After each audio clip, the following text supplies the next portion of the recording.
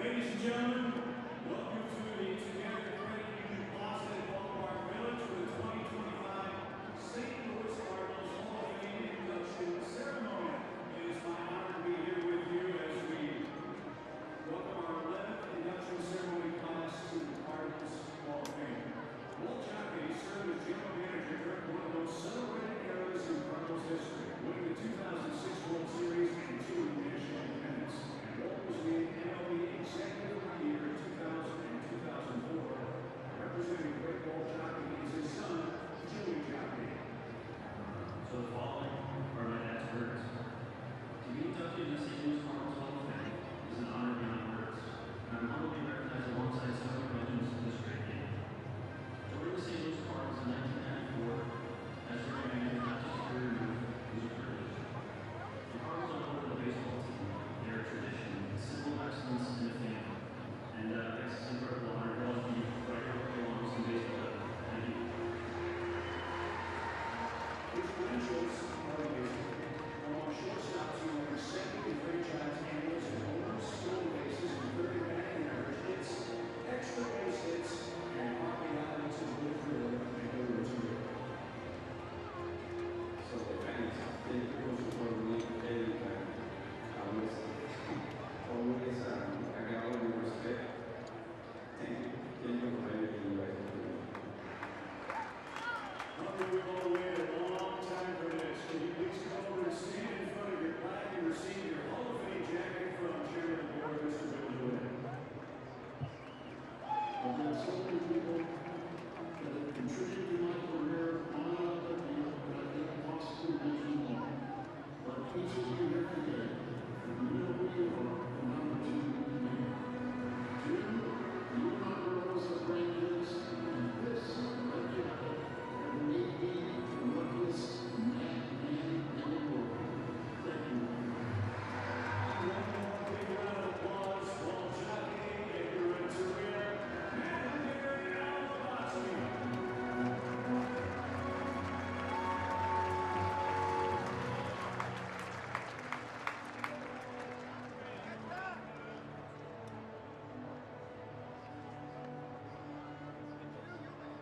Ladies and gentlemen, the Cardinals organization decided to adopt a term for basically intermission. We just watched highlights earlier today of our annual Hall of Fame induction ceremony at Ballpark Village. Special thanks to Edward Jones for sponsoring our Hall of Fame activities. In addition to the incredible baseball talent and leadership that wear the red Hall of Fame jackets, this organization has the same Hall of Fame leadership in the front office. Joining us on the field, please welcome Cardinals Chairman of the Board, Mr. Bill Lewin Jr., Team President Bill Lewin III, Cardinals President of Baseball Operations John Zaylock, and Cardinals Manager Ali Morgan.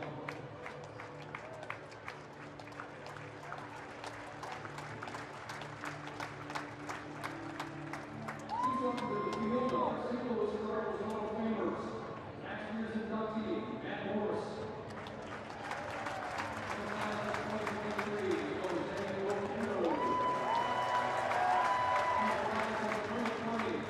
John Tudor and Tom Hurd. On the class of 2018, Ray Lansford. On the class of 2017, Mark McGuire. On the class of 2016, Chris Carpenter. Our inaugural class in 2014, Jim Evans. Both National Baseball Hall of Famers and Cardinals Hall of Famers, Ozzie Smith, Paul Simmons, Scott Rowland, and Tony Carissa.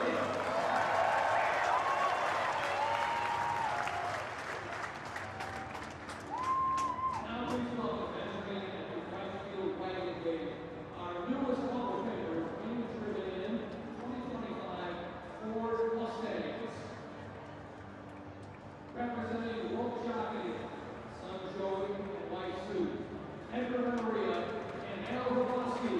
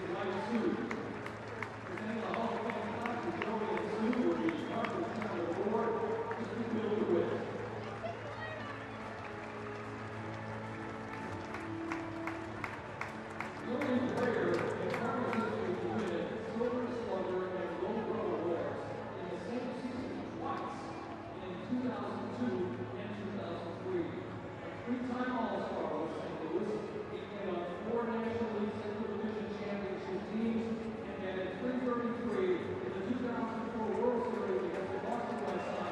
Welcome back, and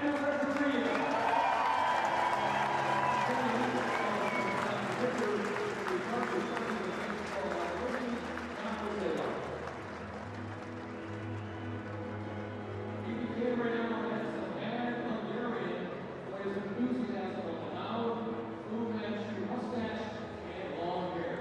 He's been a radio TV analyst, hosted the Cardinals Kids program, a frequent guest speaker at Cardinals Busch events, just a great ambassador for the organization. One of the biggest personalities in Cardinals history, welcome the mad Hungarian, Al Busch.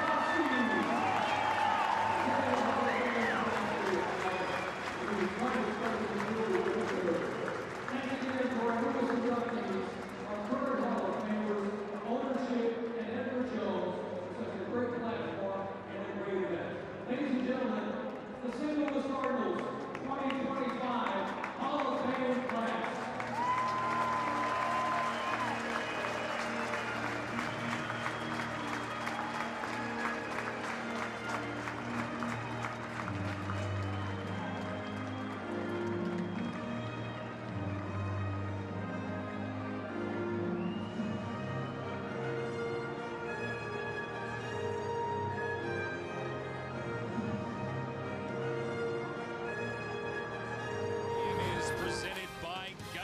As we welcome you to Baseball Night in America. The postseason push is on.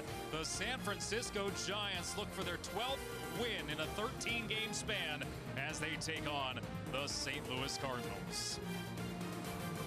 And we welcome you inside here to Busch Stadium in St. Louis. Alex Faust and Eric Karros here with you. What a run the Giants are on. About a month ago, it looked like this team was dead in the water. Another season where they were stuck in neutral offensively. But the bats have awakened in a big way, EK. Well, they certainly have, and they've revived the Giants season. They find themselves in playoff contention. Why? Because of the offense. You take a look at the last 12 games, they're 11-1, and it's been led by the hitters. They lead all of Major League Baseball during that time in runs, average, and OPS. They've made up 3.5 games in the National League wild card, and it's just been these two. It's been more, but these two have carried things. Rafael Devers and Willie Adames, they have been on a home run barrage. See Adames, 5 home runs in the last 9 games. Devers, 6 in his last 9. It's been home run derby for this group. And in a lot of ways, it's what Giants fans have been dreaming of since Adames was acquired and since they traded for Devers. Justin Verlander will get the start for San Francisco here tonight. He's going for his 3rd straight win, pitching better as the season has gone along. And Andre Pallante will oppose him for the St. Louis Cardinals. This Cardinals team has been searching for answers. Pallante certainly has as well. Well, Pallante is going to have a task ahead of him this evening just because of the offense that the Giants have led. You take a look at what he's done this year, 8 quality starts, 27 starts are career highs. You go back to last month, he had 2 starts where 7 innings, only 1 hit allowed. But this month in August, or last month I should say, 6 starts. In each one of those, he gave up a home run, and he's facing a team that all they do right now, hit home runs. Yeah, it's been a big-time struggle for a guy who might be playing for a job next season. The Giants have won 5 in a row entering tonight, now 4 games back of the final wild card spot in the National League. Is there enough time for San Francisco to squeak their way in? First pitch is next on Fox.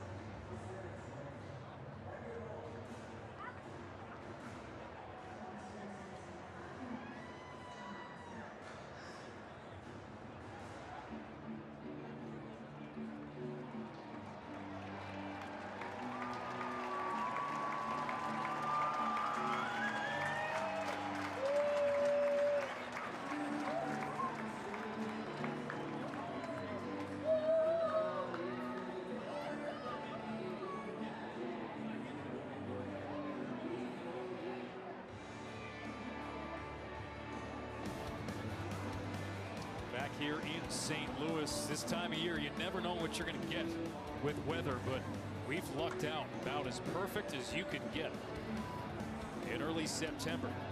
As we take a look at the Giants' batting order, 2 and 3, doing a lot of the damage with Devers and Adames. You notice Jung-Ho Lee is in the leadoff spot. They've been using Elliot Ramos there the last little while, but giving him the day off. He'll be available off the bench.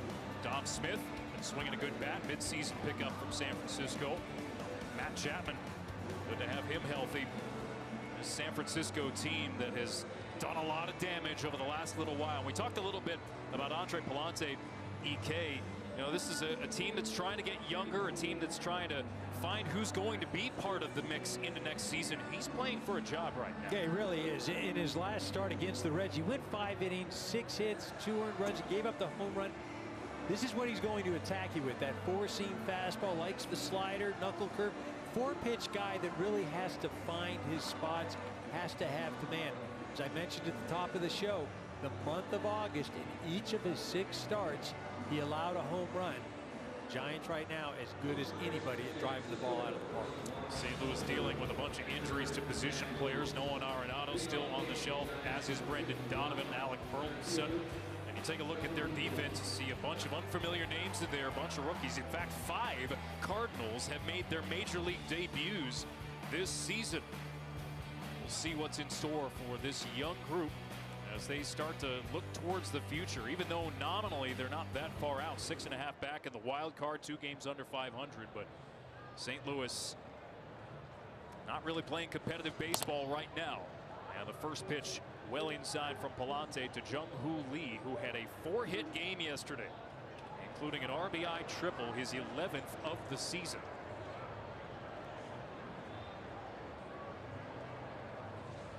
Giants, the hottest team in baseball, back above 500 this week for the first time since early August.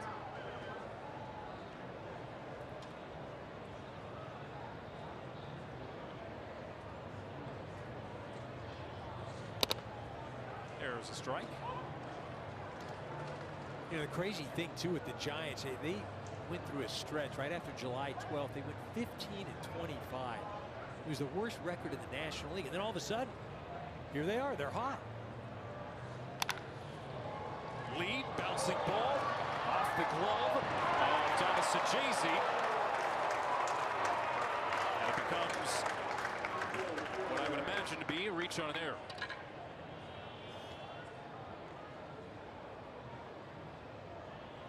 Will be an E4. Yeah, this pitch is slider, and Lee hits it 99 miles an hour off the bat. So Jay-Z just unable to make the play.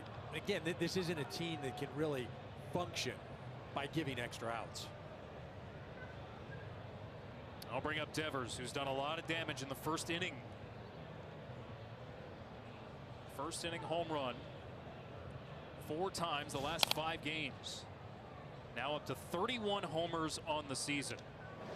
He and Willy Adames went back-to-back in the first inning to set the tone. San Francisco, EK's been scoring early a lot lately. Well, that's the thing, that they've been the one to strike first, and they get ahead. The pitching's been good, but it's almost like they take the other team out of the game in the first few innings. Devers with a chopper, right side.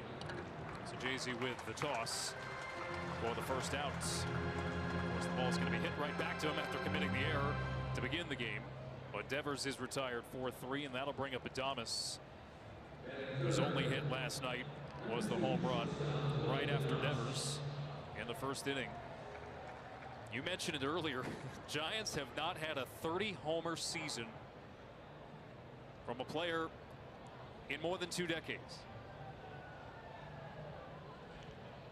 But Adames, after a slow start, has been one of the best hitters in baseball over the last 3 months. Yeah, he's been swinging the bat well, driving the ball out of the ballpark. You know, the big free agent signed this offseason.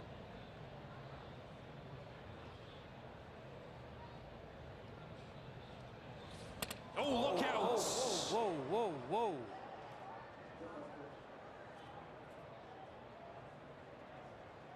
And Adames appears to be just fine. That's a scary one. Let you tell it, right? I mean, anytime you get hit in the head, again, it looks like this is more the front part, more of a scare than anything. If you watch Palante's reaction too on the mound, you know, he's tentative and bouncing. You know, he feels horrible about it. You watch, he's like, oh no, no. You know, not any intent at all there in that situation. Ball just got away. Lante, you mentioned he's had a couple of hard luck losses over this run of futility, but 6 straight starts that he's lost entering today. 1 in 10 in his last 12. And a skittish start here. He deals a strike with a slider to Dominic Smith. Found money for the Giants mid-season. He's bounced around since playing 6 years with the Mets. Opted out of a minor league deal with the Yankees back in June. Quickly 0-2.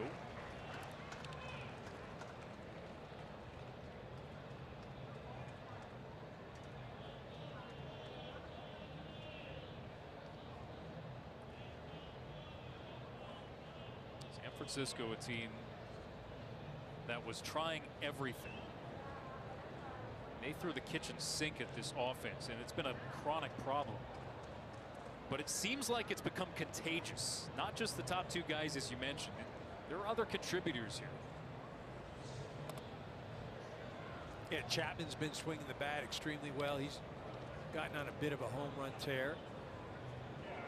But then they've been getting timely hitting too, whether it's Bailey or Schmidt, as you mentioned Smith just previously.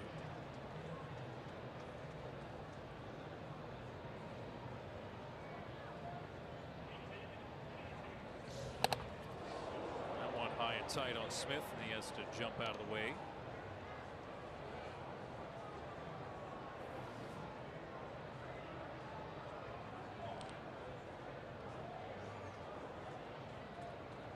They a bit all over the map here. 2 balls and 2 strikes with Lee at second, Adames at first. And Smith, bouncing ball on the ground, backhanded by Sajazi. The flip for 1 on the first.